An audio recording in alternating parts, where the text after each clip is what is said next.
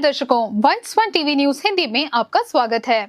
लालू की बेटी रोहिणी आचार्य, जिन्होंने चौंकाने वाला खुलासा किया कि तेजस्वी ने उन्हें स्लिपर से मारा, पटना के 10 नवंबर आवास से बाहर निकल गई।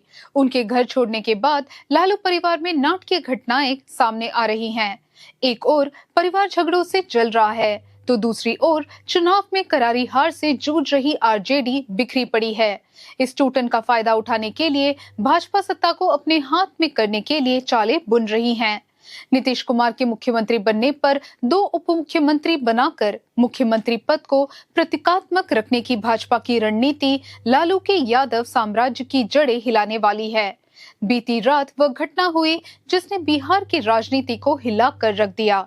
सिंगापुर में रहने वाली लालू की बेटी रोहिणी आचार्य, जिन्होंने अपने पिता को गुर्दा देकर नई जिंदगी दी थी, तेजस्वी यादव के साथ तीखी बहस के बाद पटना का घर छोड़ गई।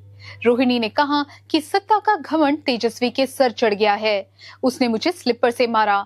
चुनावी हार की जिम्मेदारी उसी की है और वो पार्टी और परिवार दोनों को तबाह कर रहा है। इसके बाद लालू की बाकी बेटियां भी तेजस्वी के खिलाफ हो गई हैं। खबर है कि वे भी धीरे धीरे घर छोड़ने की तैयारी कर रही है। अब सवाल उठ रहा है कि क्या लालू प्रसाद यादव और तेजस्वी यादव अकेले रह जाएंगे? बड़े बेटे तेज प्रताप यादव पहले ही तेजस्वी से मतभेद के चलते घर से बाहर है। अब जब बेटियां भी दूर जा रही हैं, लालू का पारिवारिक साम्राज्य टूटने की कगार पर है। पार्टी और परिवार दोनों पर पूर्ण नियंत्रण पाने की कोशिश में तेजस्वी यादव अपने ही लोगों में अलग थलग पड़ गए हैं। भाइयों और बहनों के विरोध में उतरने के साथ लालू परिवार का महाभारत युद्ध एक नए दौर में पहुंच गया है।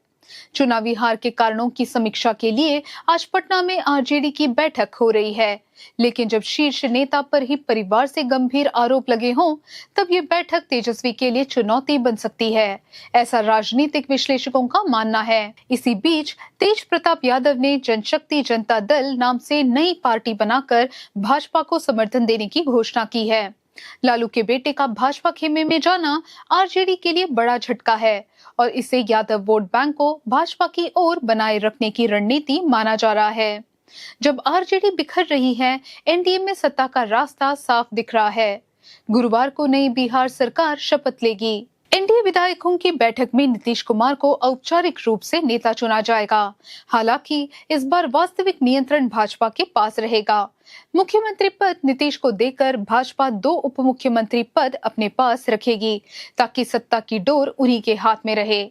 एनडीए की जीत में अहम भूमिका निभाने वाले चिराग पासवान की लोक जनशक्ति पार्टी अब अपने प्रभाव दिखाने का इंतजार कर रही है। पिछले लोकसभा चुनाव में 5 सीटें जीतने वाले चिराग ने इस बार विधानसभा चुनाव में 20 सीटों पर मुकाबला किया और 18 पर जीत दर्ज की। अपनी इस शानदार जीत के बल पर वे उप मुख्यमंत्री पद की मांग कर रहे हैं, लेकिन भाजपा दोनों उप मुख्यमंत्री पद अपने पास रखना चाहती है, इसलिए चिराग की मांग ठुकराई जा सकती है। इसके बजाय भाजपा उन्हें 3 अहम कैबिनेट पद देकर शांत करने की तैयारी कर रही है। बिहार की राजनीति का सबसे बड़ा मोड़ यादव वोट बैंक में हुआ बदलाव है। दशकों से आरजेडी का मजबूत आधार रहे यादव वोटों में से बड़ी हिस्सेदारी इस बार भाजपा को मिली है। पारिवारिक झगड़ों और तेजस्वी की कार्यप्रणाली के प्रति नाराजगी इसकी प्रमुख वजह बताई जा रही है।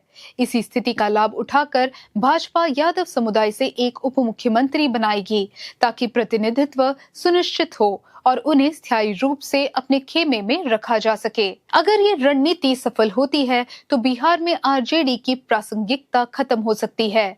भाजपा लालू प्रसाद यादव द्वारा निर्मित यादव राजनीति के गढ़ को ध्वस्त करने जा रही है।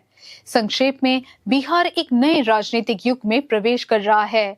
एक और पारिवारिक कलह और हार से एक पार्टी बिखर रही है, दूसरी ओर योजनाबद्ध रणनीति के जरिए एक राष्ट्रीय पार्टी पूरे राज्य को अपने नियंत्रण में ले रही है।